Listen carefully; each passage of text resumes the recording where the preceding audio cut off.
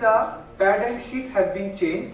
We will talk about the MAFLD, like metabolic associated fatty liver disease.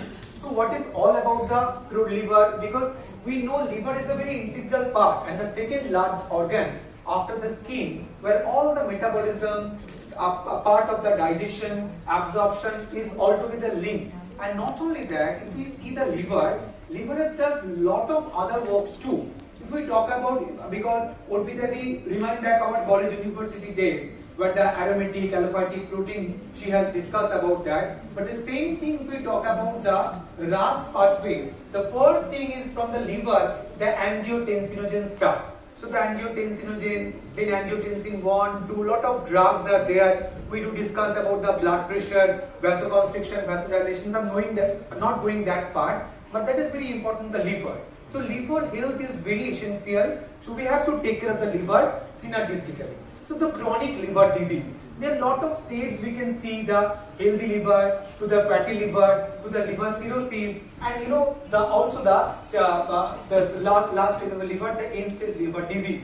So how do you detect of this liver problem? First we can see through the normal blood report, the blood profile. We can see with the liver function test, but you can see the enzymatic activity, SGOT, SGPT, ALT, alkaline phosphatase, and also the albumin. She told rightly about the albumin part is a very crucial part that we can see for the liver. When the ascites is a very important symptoms we can see for the infective hepatitis or decompensated, compensated liver diseases patients. So this is very important.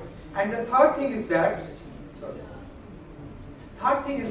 that is the pathophysiology of the NAFLD. It's not bit too tough, but why NAFLD? Any kind of FLD means the fatty disposition. We all know the term about the steatosis. So basically steatosis means the fatty disposition. So accumulations of the fat in the liver is basically the NAFLD or the non-alcoholic fatty liver disease. But if we talk about the free fatty acid consumption is much more higher of the NAFLD. Not only that, what is the basic difference between the NAFLD and the MAFLD? MAFLD like metabolic associated fatty liver disease, where any kind of metabolic problem should be there.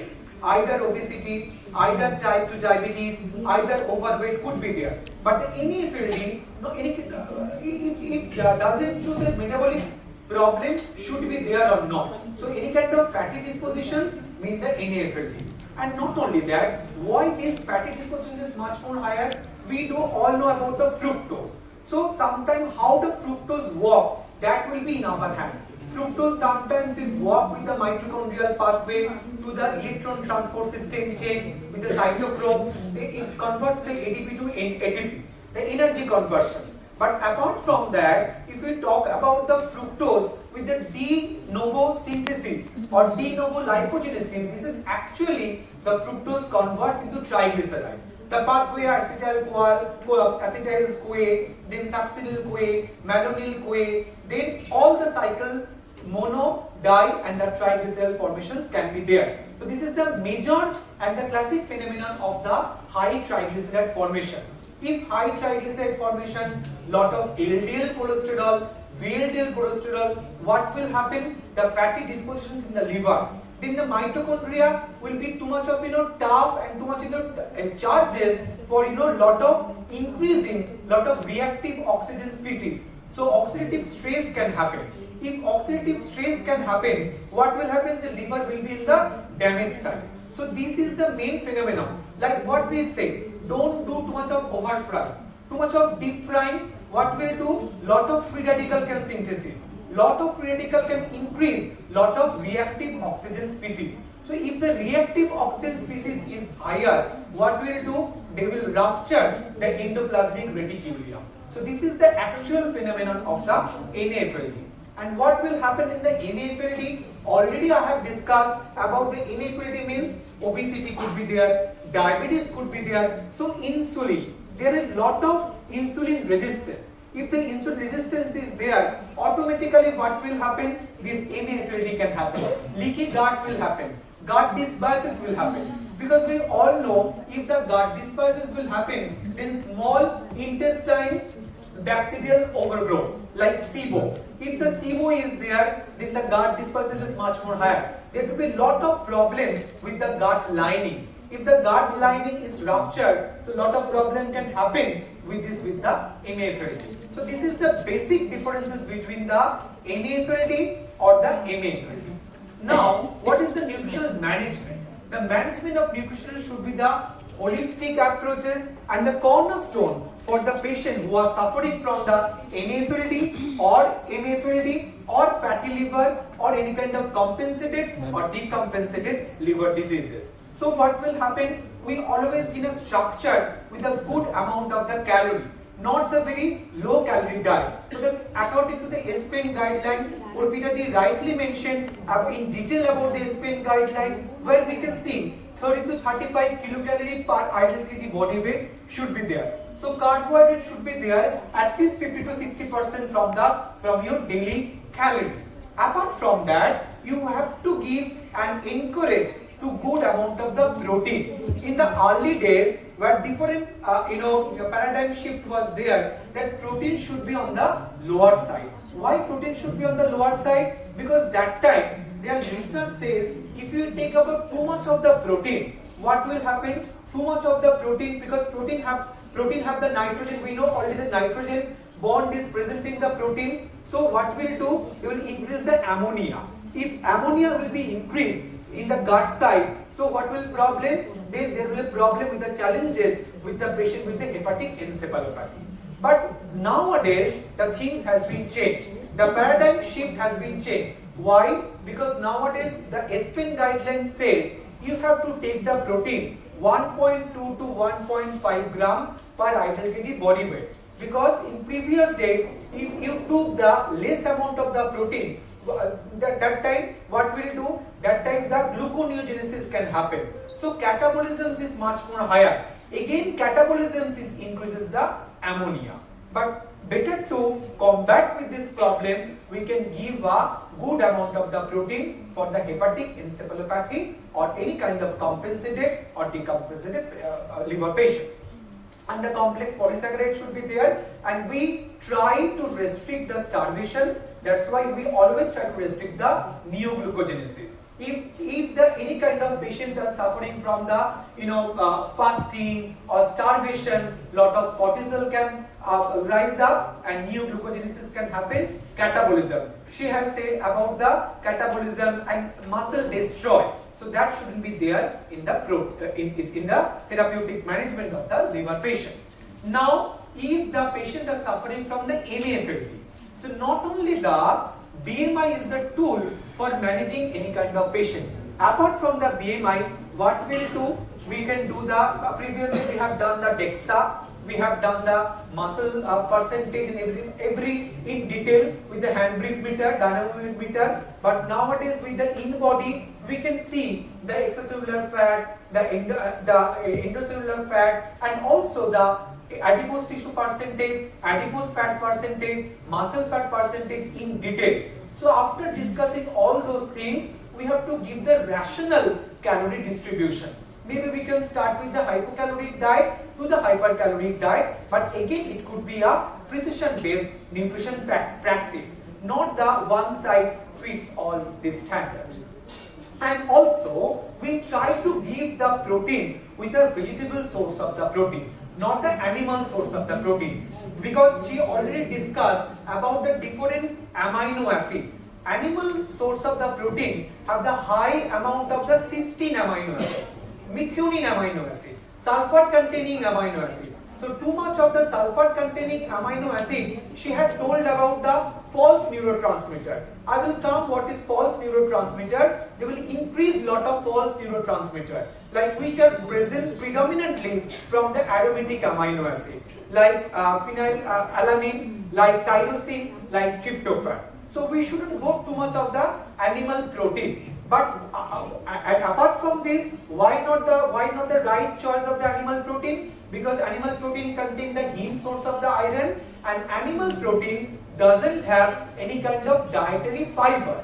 For the dietary fiber, we always emphasize for the plant-based protein. Why? Because plant-based protein good amount of the soluble dietary fiber, good amount of the resistant starch, resistant maltodextrin, and the good amount of the lentil carbohydrates which is actually is good for our large colonic epithelium and contains lot of short chain fatty acid like butyrate, propanate. So butyrate predominantly, and that will actually working in the probiotics. So prebiotic and probiotics will helpful to reduce the dysbiosis. That will actually good for the gut microbiota. So that will be helpful for that. So that's why our choice would be the plant-based protein, not the animal-based protein. So there should be some ratio. I am coming what is the ratio is. And apart from that, the study says if we take a good amount of the dietary fiber or the plant-based protein, what will happen? The intestinal barrier or intestinal timing will be much more higher. So ammonia absorption will be lower. If it is too much of the dietary fiber in the intestinal timing, gastric motility rate will be higher. So the absorptions of the NH3 or the ammonia will be the lower side. So that will be the good choice of the plant-based protein for the hepatic encephalopathy or NAFLD or NAFLD patients. Apart from that, due to salt and water retention, the 2 gram of the sodium management could be there, corresponding 5 gram of salt. If we see edema is present, if we see ascites is present, so we can try to restrict at too much of the sodium. The sodium restriction would be there, and on top of we can give the good amount of the albumin. Maybe egg white will be working for that. So roles of the NAFLD of the protein. Already I have discussed about the importance of the protein. So protein restriction is no longer is required. So we can go for the good protein amount balance for the patient. So now we'll come to the branch chain amino acid. Branch chain amino acid basically a side chain amino acid. She told about that, but leucine, isoleucine and the valine. And where we can see the lower aromatic amino acid and the high branch chain amino acid. She told about the false neurotransmitter. The false neurotransmitter like octopamine. What they will do? They will mimic like the neurotransmitter. We have the good neurotransmitter, serotonin, dopamine, thrombotonin, which are actually good for our brain. So sometimes psychological problem can happen if we give too much of the aromatic amino acid.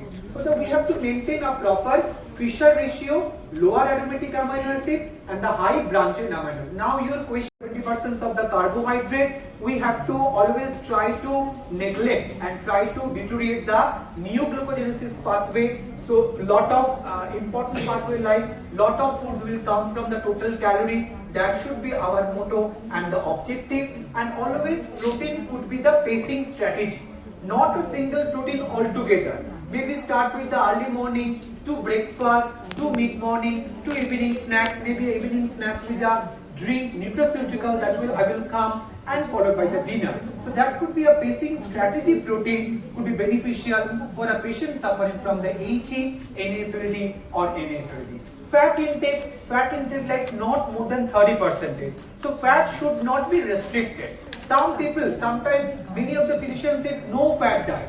So there shouldn't be any no fat diet. There could be a low fat diet. And why we are restricting the animal protein? Because that's animal meat. Like if you talk about the red meat, white meat, have lot of saturated fat. So try to reduce saturated fat less than 7%, MUFA 10 to 15%, and the PUFA less than 10%, trans fat negligible. There shouldn't be any kind of hydrogenated fat, and the fat options good for the medium chain triglyceride. Because the students, you will know, there are 6 to 12 carbon which are the medium chain like caproic acid. These are the good medium chain triglyceride, good for the digestion. Why? Because that does not require the bile salts for the absorption. So bile salt doesn't require, so MCT could be the good option. Those patients are suffering from the bowel obstruction or suffering from the bowel ischemia or osmotic diarrhea. So MCT could be the good option, not the LCT. And also essential fatty acid, omega-3 fatty acid, those are very important fatty acids.